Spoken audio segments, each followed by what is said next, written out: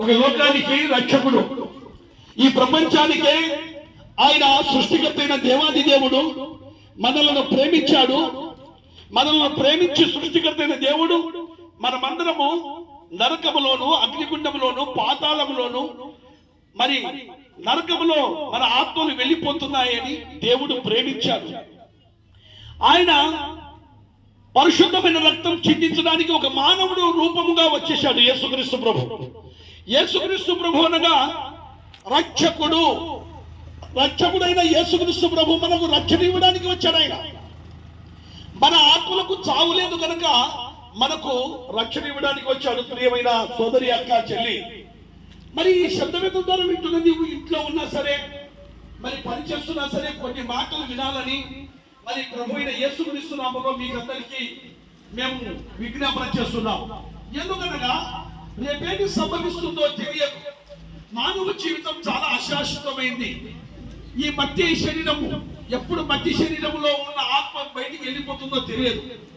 అందుకే దేవుడు సృష్టికర్త అయిన దేవుడు ఆయన ప్రణాళిక ప్రకారం జగత్పునాది వేయబడక మునిపే మన అందరి పట్ల ఆయన ప్రేమ వెల్లడిపరుస్తున్నారు. ఎక్కడగా మనం ఇంకనూ పాపులమై ఉండగానే క్రీస్తు మన కొరకు ఈ భూమి మీద వచ్చి మన పాపముల నిమిత్తం కలవరి శిలువలో గొర్గొత కొండ మీద కపాలమనబడిన స్థలం మీద యెరూషలేము వీధుల్లో మన పాపం నిమిత్తం బరువైన శిలువ మోస్తూ తన పరిశుద్ధమైన రక్తము కారుస్తూ ఆయన మానవాళికి, సర్వ మానవాళికి విమోచన కలగడానికి ఆయన మరణించి సమాధి చేయబడి మూడవ దినమున సజీవుడుగా లేచాడు.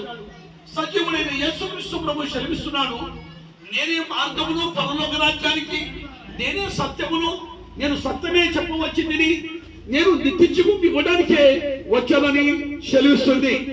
ఓ ప్రేమైన సోదరి, సోదరుడా, మరి ఈ శబ్దమిత్రం వింటున్న నీవు మా కులము కాదులే, మేము ముస్లింస్, వారు క్రిస్టియన్స్, వారు హిందువు, వాళ్ళు బౌద్ధులు, ఇలాగ పలు రకాల చేత సర్వ భాషతో సర్వ కులాల చేత ఉన్న మన యావత్ భారతదేశంలో ఉన్నాం. కానీ ప్రభు అంటున్నాడు, నీ కులం ఎంత మాత్రం మార్చుకోవద్దు. నీ కులం మార్చుకోవడానికి అవసరం లేదు, కానీ నీ హృదయము మార్చుకో.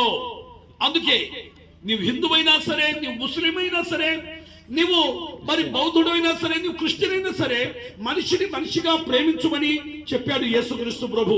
ఎంత గొప్ప మాటలు! ఇప్పుడు మనిషికి మనిషి మనం ప్రేమిస్తున్నామా?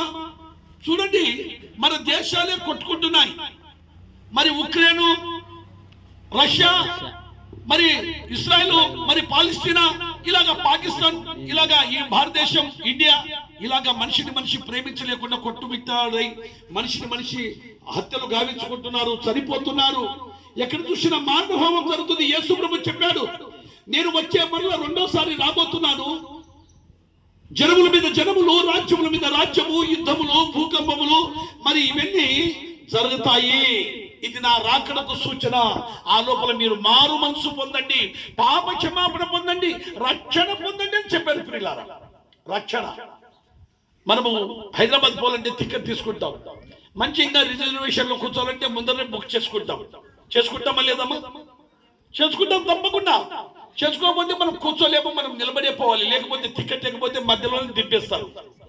అలాగే పరలోక రాజ్యానికి యేసుక్రీస్తు మార్గమై ఉన్నాడు, యేసుక్రీస్తు సత్యమై ఉన్నాడు, యేసుక్రీస్తు నిత్య జీవమై ఉన్నాడు.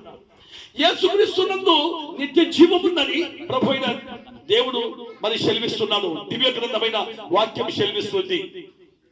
పాపులను రక్షించుటకు క్రీస్తు యేసు లోకమునకు వచ్చెను అని వ్రాయబడింది. పాప స్థితిలో ఉన్న మానవునికి, శాపములో ఉన్న మానవునికి తన రక్తము ద్వారా ఆయన పవిత్రపరిచాడు. పాపులను రక్షించుటకు క్రీస్తు యేసు ఎలాగ వచ్చాడో మానవులందరినీ ప్రేమించడానికి రక్షకుడుగా ఆయన ఈ భూమి మీద 2025 సంవత్సరాల క్రితం ఈ భూమి మీద వచ్చేసాడు. ప్రియులారా, ఆలోచించండి. మనకు కాదులే యేసు ప్రభు వారి దేవుడు అనుకుంటున్నారా? యేసుక్రీస్తు ప్రభు ఒక్కరికి దేవుడు కాదైనా, అందరికీ దేవుడు ఆయన. యేసుక్రీస్తు ప్రభు నిత్య జీవము, యుగ యుగాలు, తరతరాలు ఉండే రాజ్యంలో మన ఆత్మలకు చావు లేదు కనుక ఆ ఆత్మలను రక్షించడానికి వచ్చిన గొప్ప మహనీయుడు. ఆయన రక్తము పరిశుద్ధమైంది, అది అమూల్యమైన రక్తం, నిష్కలంకమైన రక్తం.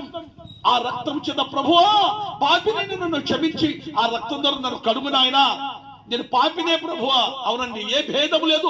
అందరూ పాపము చేసి ఆ దేవుడనగా, సృష్టికర్తైన దేవుడనగా ఆయన అనుగ్రహించు మహిమను మనము పొందలేకపోతున్నాం.